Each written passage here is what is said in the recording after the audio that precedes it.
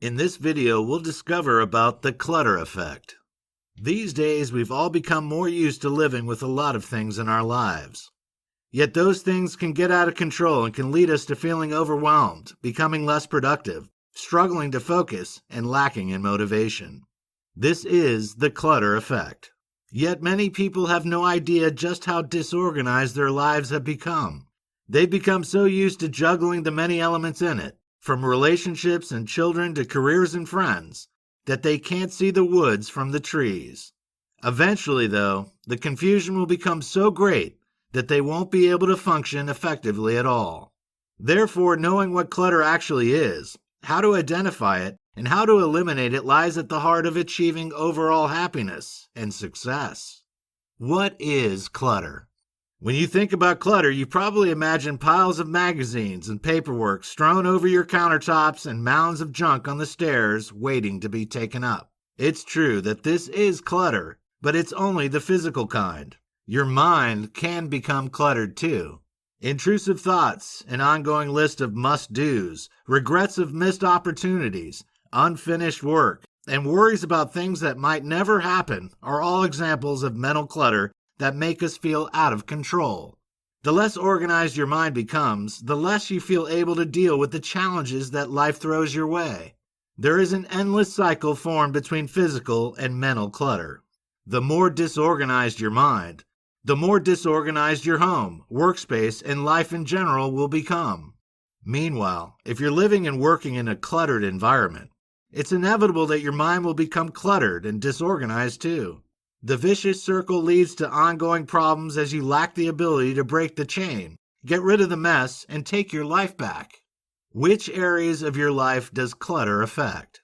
As we've already pointed out, clutter affects both your environment and your emotional and mental well-being. Both types of clutter can have a major impact on various areas of your life. The first obvious area that can feel the impact is your home. Mess can begin to build up as tasks get left undone. Soon a pile of magazines has grown on the coffee table. A stack of shoes is thrown in the corner in the front porch, and clothes are piled up on the bedroom chairs. The more messy and more disorganized your home becomes, the harder it is to get motivated to sort it out, and the more negative the mental and emotional impact becomes of living in such an environment. The second key area that is badly affected is the workplace. A lack of organization in the office leads to all kinds of issues. Low productivity, an unprofessional first impression for visitors or clients, and poor morale are just some of the problems that arise from a disorganized working environment. Again, once the office has become cluttered, it becomes more difficult to take action to organize it. As the mess mounts up, the worse the associated problems become. The third area that feels the impact of clutter is your personal relationships. This is something that can often be overlooked when considering the effect of disorganization on your life. A messy home puts a strain on your family life and can lead to serious tensions with your partner, children, or other loved ones. A disorganized workplace can make working relationships with colleagues, employees, or managers more challenging and can lead to disagreements that cause long-term problems in your career.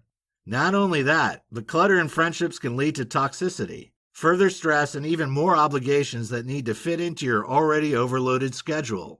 What causes clutter? There are many causes of clutter. Some are physical and others are emotional or mental. Some are also a lot more obvious than others. Perhaps the first and most obvious cause of clutter has to be excess physical possessions. Most of us are guilty of accumulating items simply because we can't bear to get rid of them, even if we don't really want or need them.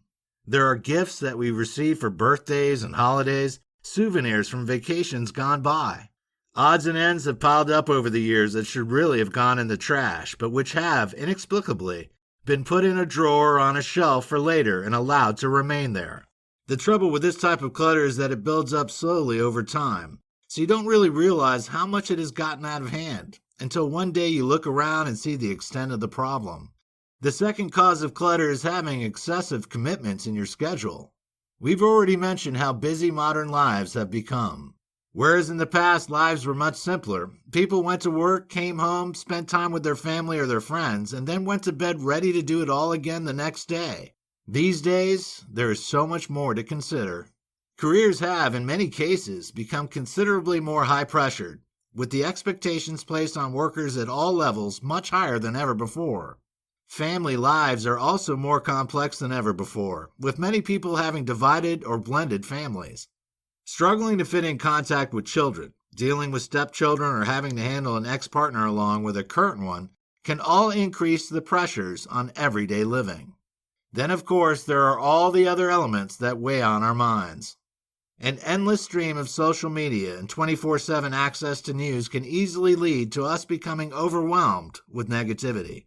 Meanwhile, we feel the pressure to make the most of our limited leisure time by caving into the demands from friends, colleagues, and family members to attend different events and participate in various activities.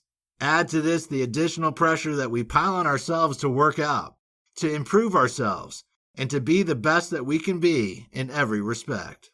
It's no wonder that so many of us struggle to cope as we sink ever deeper under a heap of obligations, commitments, and requirements.